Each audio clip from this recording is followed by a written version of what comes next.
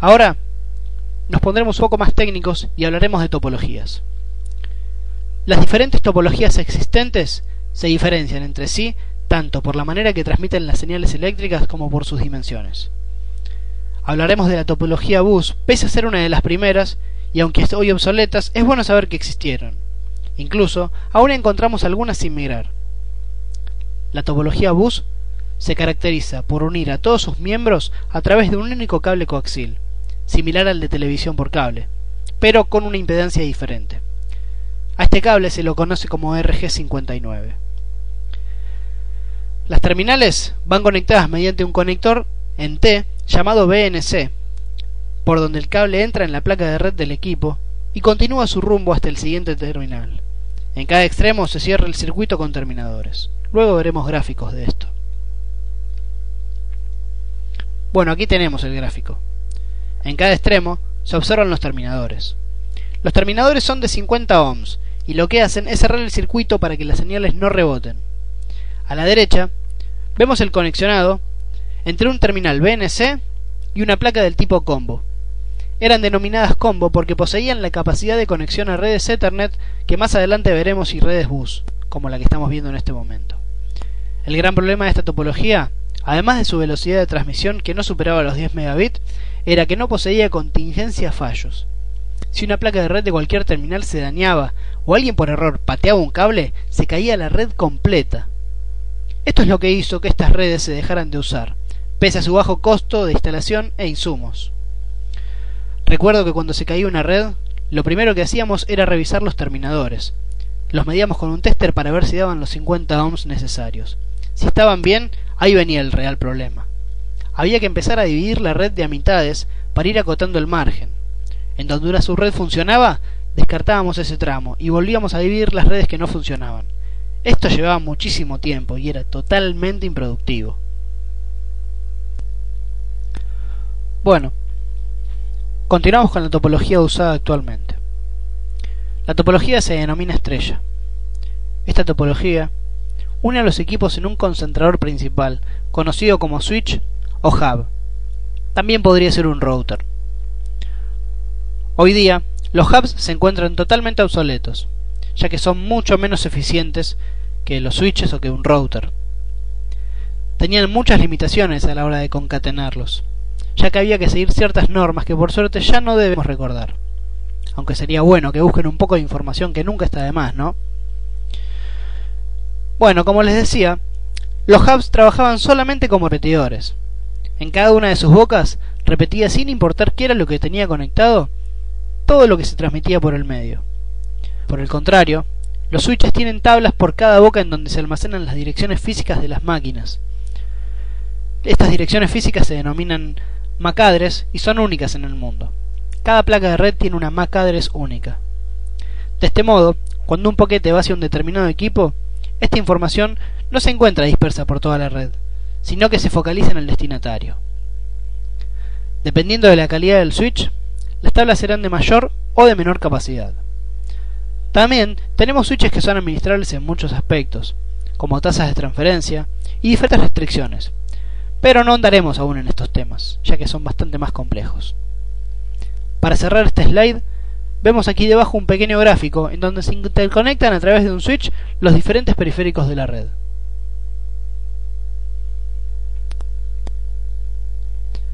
Bueno, en este slide vemos un gráfico de cómo está conformada una topología de anillo.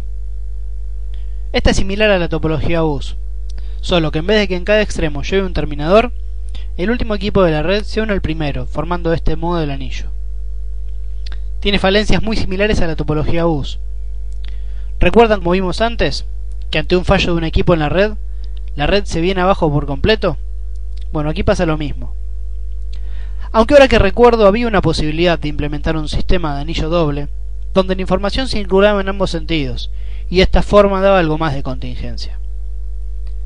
Podemos decir también que los datos viajan en un solo sentido, salvo que tengamos esta implementación que acabamos de explicar. La forma en que los datos se propagan es a través de un paquete denominado token, o también se llama testigo. La información viaja por turnos. Esto lo veremos en detalle cuando hablemos de arquitecturas token ring. que no será dentro de mucho. Bueno, para cerrar el tema de topología, vamos a hablar de la clásica topología de árbol. Esta topología se usa normalmente en redes grandes. Como vemos en el gráfico, lo que hace es enlazar topologías del tipo estrella mediante topología bus. Esta unión entre las topologías estrella puede darse tanto con RG59 como con fibra óptica. Vamos a usar un tipo u otro de acuerdo a la necesidad que tengamos. Si por ejemplo tenemos que cubrir tramos de más de 185 metros, sin dudas vamos a tener que recurrir a fibra, si no la red se verá muy degradada si vamos a poner un repetidor en el medio para poder extendernos otros metros más. También es conveniente usar fibra si por donde pasan los cables tenemos o grandes transformadores o maquinaria electromagnética pesada o bueno, canales de alta tensión. En esos casos siempre va a ser conveniente utilizar fibra óptica, ya que es inmune a todo este tipo de interferencias, las cuales el RG59, por ser un par de cobre y no estar blindado del mismo modo que la fibra, lo sufre bastante. No hay mucho más por decir de esta topología, ya que en realidad es más bien una definición de otras topologías unidas entre sí. Así que bueno, concluimos entonces lo que son topologías, y en el siguiente slide vamos a hablar de lo que son arquitecturas. Las arquitecturas son muy estrechas con las topologías, ya que también se definen según su manera de traficar las señales eléctricas.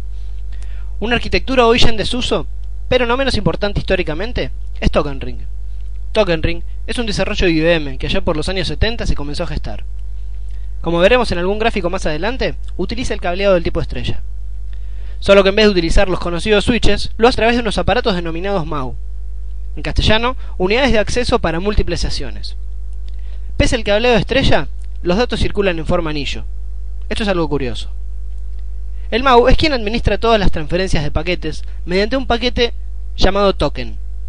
También se conoce ese paquete como cospel o como testigo. Pese a que el manejo de la información no es algo sencillo, en algunos casos es más eficiente que Ethernet. Ethernet es una arquitectura que veremos más adelante y es la más popular hoy día, pero no hablemos de ella en este momento. Ahora vamos a ver cómo es que se trafican los datos en esta arquitectura. El paquete token se encuentra en circulación en la red a la espera de que alguien quiera transmitir. En el momento en que alguien lo desea, toma el token que se encuentra disponible y lo carga con datos como la dirección origen, la dirección destino y los datos que quiere traficar propiamente dicho. Este paquete, una vez que está listo, se le entrega al MAU. El MAU, en forma de anillo, uno a uno irá enviando el paquete a los equipos secuencialmente hasta que alguno lo acepte como propio. En ese momento, el destinatario tomará los datos que necesita y cargará el token con un acuse de recibo.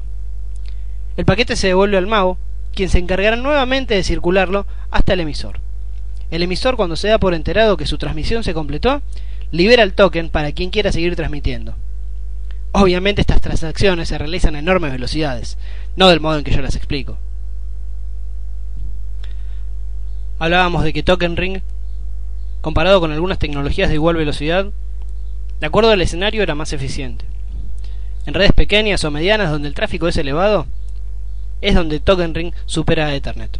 Obviamente a Ethernet de 10 megabits, ¿no?